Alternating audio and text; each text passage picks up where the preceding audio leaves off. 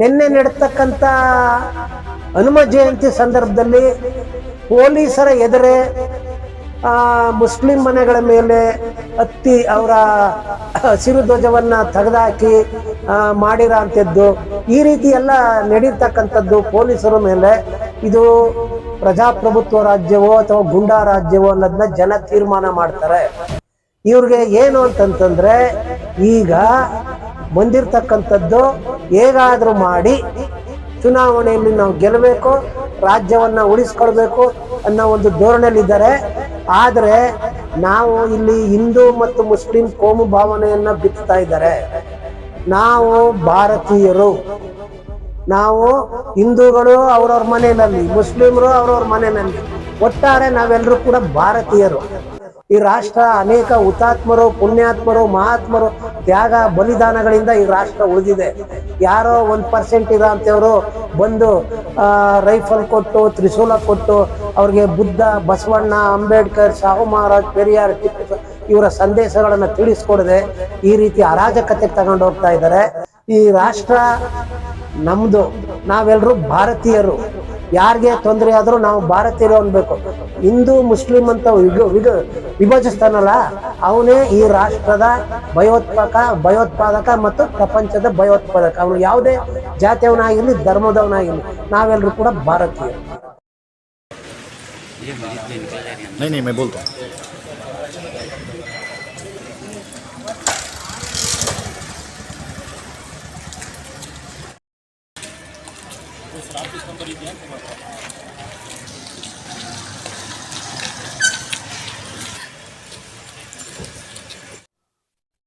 अस्सलाम वालेकुम। आज मैसूर प्रेस क्लब में जो हमें प्रेस कॉन्फ्रेंस का जो उन्वान 3 सब्जेक्ट में हमें बात किए हैं। एक तो पूरा स्टेट में जो वोटर लिस्ट में नाम डिलीट किया गया है, 27 लाख वोटर्स का नाम डिलीट किया गया है। उसमें पर्टिकुलरली माइनॉरिटीज, दलित्स और जो भी एंटी बीजेपी वोटर्स हैं उनका वोट डिलीट किया गया है। ऐसा एक बहुत बड़ा एक स्कैम, मुल्क का सबसे बड़ा स्कैम एक बाहर आया है। तो इसमें एजेंसीज थोड़े लोगों को अरेस्ट किए। एक चिलुमे बोलकर एक एजेंसी का स्टाफ को अरेस्ट किए हैं। और उसका साथ साथ अभी मैसूर में भी, मैसूर डिस्ट्रिक्ट में 1,40,05,000 यानी 1.5 लाख तक वोटर्स का डिलीट हुआ एक इंफॉर्मेशन मीडिया में लेकर है। तो इसका पीछे कौन है? ये एक तो क्या है, गवर्नमेंट एक सफाई देता है, कोई एजेंसी किया बिना सरकार के, बिना हुकूमत का डायरेक्शन से कैसा एक एजेंसी कर सकता है? अगर एजेंसी करना है तो उसके पीछे कोई ना कोई हाथ है, बड़ा हाथ है। जो चिलुमे बोलकर एक ऑर्गेनाइजेशन का जो ऑफिस में एक मिनिस्टर का एम्प्टी चेक भी मिला है। इसमें ये मालूम होता है कि हुकूमत का जिम्मेदार लोग इसमें शामिल है। तो इसलिए social democratic party of India इस जो भी इतना बड़ा जो स्कैम है कर्नाटक में, इसको इन्वेस्टिगेशन करने के लिए जो सिटिंग जज, हाईकोर्ट का सिटिंग जज का लीडरशिप में एक तहकीकात होना है, हम डिमांड किए हैं। और मैसूर डिस्ट्रिक्ट का डिप्टी कमिश्नर को हम अपील करेंगे तो इसका तहकीकात होना चाहिए और लोगों को एक यानी कि एक अवेयरनेस कैंपेन होना चाहिए और 2 महीना टाइम देना चाहिए कि जिसका भी वोट अगर नहीं है तो उसको एनरोल करने के लिए 2 महीने का टाइम देना चाहिए।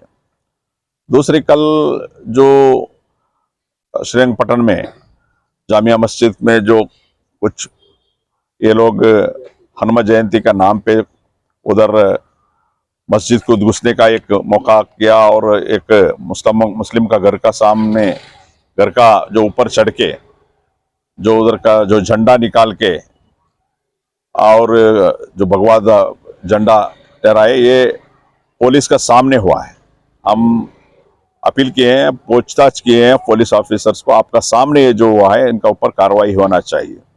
और worship places of worship act 1991 का मुताबिक जो भी इबादत घर है वो 1947 अगस्त 15 में क्या है वही स्टेटस में रहना चाहिए। अगर उसको बदलने का या उसको तोड़ने का कुछ साजिश लोग कोई भी करते हैं, अगर साजिश भी करते हैं तो उनके ऊपर केस दाखिल करना चाहिए, 3 साल तक सजा भी है।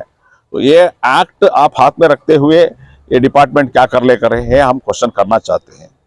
तीसरा, 1 से 8वीं तक का जो बच्चों का जो स्कॉलरशिप सेंट्रल हुकूमत ने जो वापस लिया है, ये कंडेमनेबल है।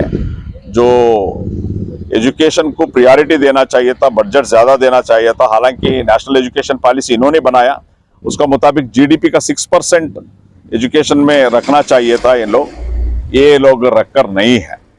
तो एक तो ये भी रखकर नहीं है, दूसरा आकर ये जो लोग बजट ज्यादा देना चाहिए तो बजट का कटाव कर लेकर है, ये हम मजम्मत करते हैं। और जो भी स्कॉलरशिप 1 से 8वीं तक सभी कम्युनिटी को, बैकवर्ड क्लास, मुस्लिम्स, दलित को बच्चे को देते थे, वो एज इट इज कंटिन्यू करने के लिए हम मांग करते हैं। देखो, कल का जो इसमें जो MLA Ramdas being an MLA ऐसा एक नफरत का बात करना मस्जिद के बारे में, ये गलत है। क्योंकि बीइंग एन एमएलए इनको मालूम होना चाहिए worship places of worship act 1991 का मुताबिक जो भी इबादत घर है, वो चाहे वो मंदिर हो, चाहे वो देवल हो, चर्च हो, एज इट इज रहना चाहिए। अगर उसको तोड़ने का या उसको कुछ गिराने का साजिश कौन भी करता है, उनको केस दाखिल करना चाहिए। अगर पुलिस हकीकत में कानून जानता है तो जो एमएलए के ऊपर कार्रवाई करना चाहिए। ಕರ್ನಾಟಕ ರಾಜ್ಯದಲ್ಲಿ ಮತದಾರರ ಗೌಪ್ಯತೆಯ ಹಕ್ಕನ್ನ ದೋಚಲಾಗಿದೆ, ಕಳ್ಳತನ ಮಾಡಲಾಗಿದೆ. ಈ ಒಂದು ಹಗರಣ ಇಡೀ ರಾಜ್ಯದಲ್ಲಿ ಮತ್ತು ರಾಷ್ಟ್ರದಲ್ಲಿ ರಾಷ್ಟ್ರತೆಯ ಒಂದು ಗೌಪ್ಯತೆಯನ್ನ ಕಳ್ಳತನ ಮಾಡಿದ್ದು ಮತ್ತು ದೋಚಿದ್ದಕ್ಕೆ ಸಮವಾಗಿದೆ. ಇದು ರಾಜ್ಯದ ರಾಷ್ಟ್ರತೆಯ ಗೌಪ್ಯತೆಯನ್ನು ಇವರು ದೋಚಿದ್ದಾರೆ. ಇದನ್ನ ಎಚ್ಚೆತ್ತುಕೊಂಡಂತ ಚುನಾವಣೆ ಆಯೋಗ ಶ್ರೀನಿವಾಸ್ ಮತ್ತು ರಂಗಪ್ಪ ಎಂಬಂತಹ ಅಧಿಕಾರಿಗಳನ್ನ ವಜಾ ಮಾಡಿ ತನಿಖೆಯನ್ನ ಪ್ರಾರಂಭಗೊಂಡಿದ್ದಾರೆ. ಇಲ್ಲಿ ಈ ತನಿಖೆ ಎಷ್ಟರ ಮಟ್ಟಿಗೆ ಒಂದು ನ್ಯಾಯ ದೊರಕಿಸ್ಕೊಡ್ತದೆ ಅಂತಕ್ಕಂಥದ್ದು ಇಡೀ ರಾಜ್ಯದ ಜನತೆಗೆ ಗುಮಾನಿಯಾಗಿದೆ. ಈ ವಿಚಾರದಲ್ಲಿ ಸರ್ಕಾರವನ್ನ ವಜಾಗೊಳಿಸಿ ಮತ್ತೆ ರಾಜ್ಯಪಾಲರ ಆಡಳಿತವನ್ನು ಜಾರಿಗೆ ತರಬೇಕು, ಮತ್ತೆ ಇದರಲ್ಲಿ ಭಾಗಿಯಾಗಿರ್ತಕ್ಕಂಥವ್ರನ್ನ ಮಂಪರು ಪರೀಕ್ಷೆಗೆ ಒಳಪಡಬೇಕು, ಮತ್ತೆ ಇಂಟರ್ಫೋಲೋ ತನಿಖೆಯಿಂದ ಇದನ್ನ ನಡೆಸಬೇಕು. ಯಾಕೆಂತಂದ್ರೆ ಈ ಸರ್ಕಾರ ಬಂದಿರೋದೇ ಕೇವಲ 6 ರಾಜ್ಯಗಳಲ್ಲಿ ನೇರ ಚುನಾವಣೆಯಿಂದ ಗೆದ್ದಿದೆ. ಇನ್ನು ಉಳಿದ ರಾಜ್ಯಗಳಲ್ಲಿ ಇದೇ ರೀತಿ ಬೇರೆ ಬೇರೆ ಖರೀದಿ, ಮತಾಂತರ, ಈ ರೀತಿ ಒಂದು ಚುನಾವಣೆಯನ್ನ ಗೆಲ್ಲಿಕ್ಕೋಸ್ಕರ ಇವ್ರಿಗೆ ಇಡೀ ರಾಜ್ಯಾದ್ಯಂತ ಜನಾಕ್ರೋಶ ವ್ಯಕ್ತವಾಗ್ತಾ ಇದೆ. ಉದಾಹರಣೆಗೆ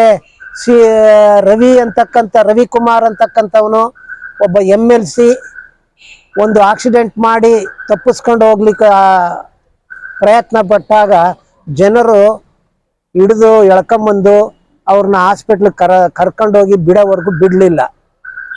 ಹಾಗೆ CT ರವಿ, ಸಿದ್ದರಾಮಯ್ಯ ಅನ್ನೋರು ಸಿದ್ದರಾಮುಲ್ಲಾ ಖಾನ್ ಅಂದಾಗ ಜನ ಬೀದಿಗೆ ಇಳಿದು ಅವ್ರ ಮನೆಗೆ ಮುತ್ತಿಗೆ ಹಾಕಿದ್ದಾರೆ. ಇದನ್ನೆಲ್ಲ ಅರ್ಥ ಚುನಾವಣೆಯಲ್ಲಿ ನಾವು ವಾಮ ಮಾರ್ಗದಿಂದ ಬಿಟ್ಟರೆ ಗೆಲ್ಲಕ್ಕಾಗೋದಿಲ್ಲ ಅಂತಕ್ಕಂಥದ್ದು ಸಾಬೀತಾಗಿದೆ ಅವ್ರಿಗೆ. ಆ ಕಾರಣಕ್ಕಾಗಿ BBMP ಚುನಾವಣೆಯನ್ನ ಎದುರಿಸಲಿಕ್ಕೆ ಇವ್ರ ಕೈಲಿ ಆಗ್ತಾ ಇಲ್ಲ. ಪದೇ ನ್ಯಾಯಾಲಯ ಇಂಥ ದಿನಾಂಕದೊಳಗಡೆ ಚುನಾವಣೆಯನ್ನ ನಡೆಸಿ ಅಂತ ಹೇಳ್ತಾ ಇದ್ರು ಕೂಡ ಇವರು ಕೇರ್ ಮಾಡ್ತಾ ಇಲ್ಲ.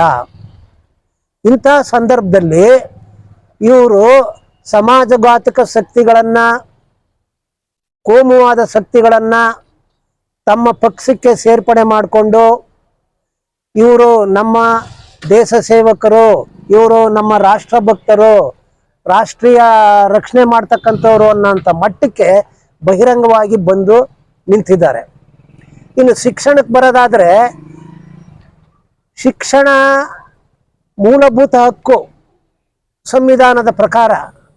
ಅದರಲ್ಲಿ ಸಾಮಾನ್ಯ ಜನರಿಗೆ ಶಿಕ್ಷಣವನ್ನು ಕಲಿಬಾರ್ದು ಅಂತೇಳಿ 1ರಿಂದ 9ನೇ ತರಗತಿಗೆ ಇರ್ತಕ್ಕಂಥ ಸ್ಕಾಲರ್ಶಿಪ್ನ ಅಲ್ಪಸಂಖ್ಯಾತರು OBCಗಳು ಎಲ್ಲರನ್ನೂ ರದ್ದು ಮಾಡಿದ್ದಾರೆ. ಅದರ ಉದ್ದೇಶ ಸ್ಪಷ್ಟ.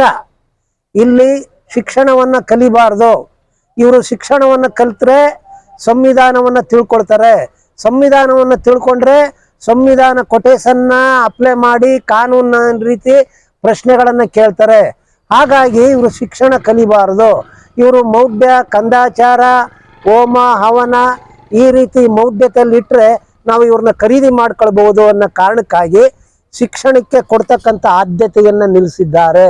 ಬರೀ ಅಷ್ಟೇ ಅಲ್ಲ, ಶಿಕ್ಷಣ BJP ಸರ್ಕಾರ ಇರ್ತಕ್ಕಂಥ ರಾಜ್ಯಗಳಲ್ಲಿ ಶಿಕ್ಷಣ ಮಂತ್ರಿಗಳನ್ನು ಯಾರು RSSನಿಂದ ಬಂದಿರ್ತಾರೋ ಅವ್ರಿಗೆ ಕೊಟ್ಟಿರ್ತಾರೆ. ಮತ್ತು ಹೋಮ್ ಮಿನಿಸ್ಟರ್ ಹುದ್ದೆಯನ್ನು ಯಾರು RSSನಿಂದ ಬಂದಿರ್ತಾರೋ ಅವ್ರಿಗೆ ಕೊಟ್ಟಿದ್ದಾರೆ. ಇವೆಲ್ಲವೂ ಕೂಡ ಕಣ್ಮುಂದೆನೇ ಇದೆ.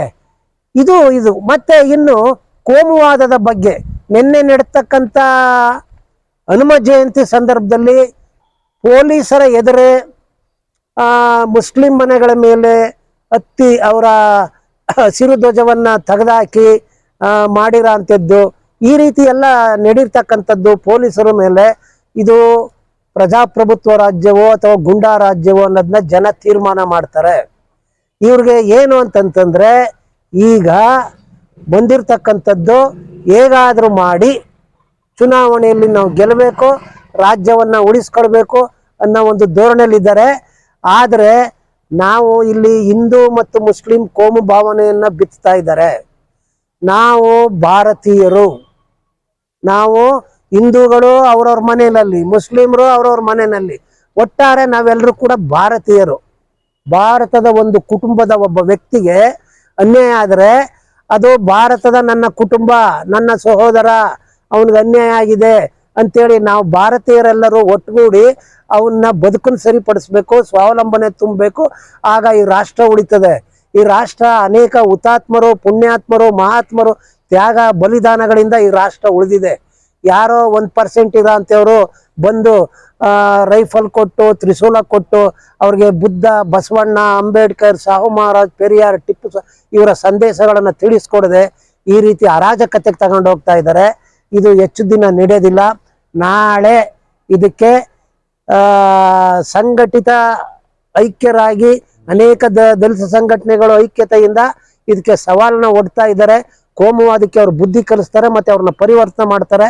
ಆ ಒಂದು ದೃಷ್ಟಿಯಿಂದ ಈ ರಾಷ್ಟ್ರ ನಮ್ಮದು, ನಾವೆಲ್ಲರೂ ಭಾರತೀಯರು. ಯಾರಿಗೆ ತೊಂದರೆ ಆದರೂ ನಾವು ಭಾರತೀಯರು ಅನ್ಬೇಕು.